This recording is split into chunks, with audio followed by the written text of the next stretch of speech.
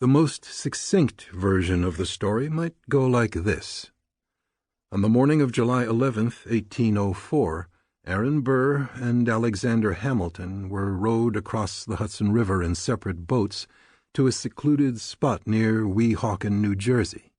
There, in accord with the customs of the code duello, they exchanged pistol shots at 10 paces. Hamilton was struck on his right side and died the following day. Though unhurt, Burr found that his reputation suffered an equally fatal wound. In this, the most famous duel in American history, both participants were casualties.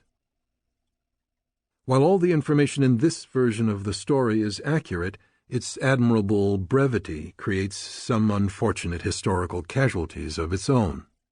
After all, if the duel between Burr and Hamilton was the most famous encounter of its kind in American history, we should be able to conjure up a mental image of this dramatic moment, a more richly textured picture of the duel.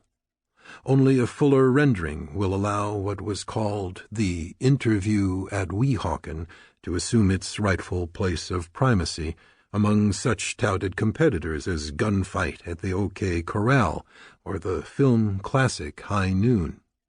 In matters of this sort, succinct summaries will simply not do. And so, in an effort to give this episode its requisite density of detail, to recover the scene in its full coloration, here is a more comprehensive version which attempts to include all the available and indisputable evidence that survives. Aaron Burr left his home on Richmond Hill near the southern end of Manhattan at first light on Wednesday, July 11th, 1804. Although he slept that night on his couch and in his clothes, the Vice President of the United States was a lifelong disciple of Lord Chesterfield's maxim that a gentleman was free to do anything he pleased as long as he did it with style. So Colonel Burr, the military title a proud emblem of his service in the American Revolution, was elegantly attired in a silk-like suit, actually made of a fabric known as bombazine, and carried himself toward the barge on the bank of the Hudson River with the nonchalant air of a natural aristocrat strolling to an appointment with destiny.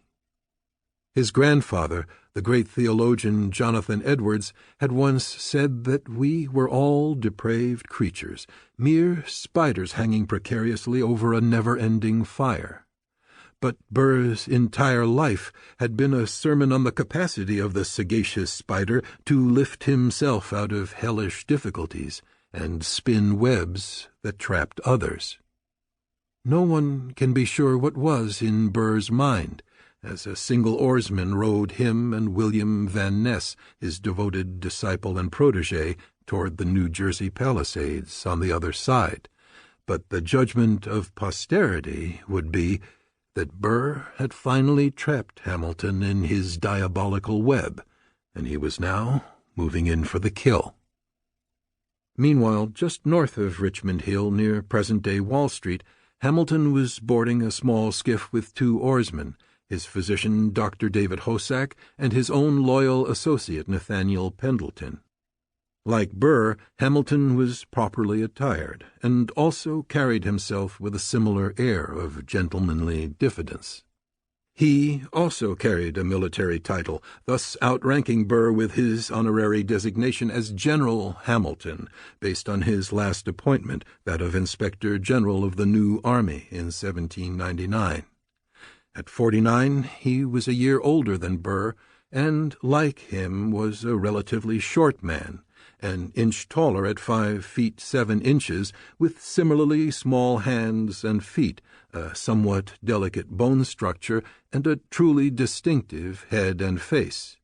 He was called the Little Lion of Federalism because he was, in truth, little. But the head was the place where God had seen fit to mark the 2 men as polar opposites. Burr had the dark and severe coloring of his Edwards ancestry, with black hair receding from the forehead and dark brown, almost black eyes that suggested a cross between an eagle and a raven. Hamilton had a light peaches and cream complexion with violet blue eyes and auburn red hair, all of which came together to suggest an animated beam of light to Burr's somewhat stationary shadow. Whereas Burr's overall demeanor seemed subdued, as if the compressed energies of New England Puritanism were coiled up inside him, waiting for the opportunity to explode, Hamilton conveyed kinetic energy incessantly expressing itself in bursts of conspicuous brilliance. Their respective genealogies also created temperamental and stylistic contrasts. Unlike Burr's distinguished bloodline, which gave his aristocratic bearing its roots and biological rationale, Hamilton's more dashing and consistently audacious style developed as a willful personal wager against the odds of his impoverished origins. John Adams, who despised Hamilton, once referred to him as the bastard brat of a Scotch peddler. While intended as a libelous description, Adams's choice of words was literally correct.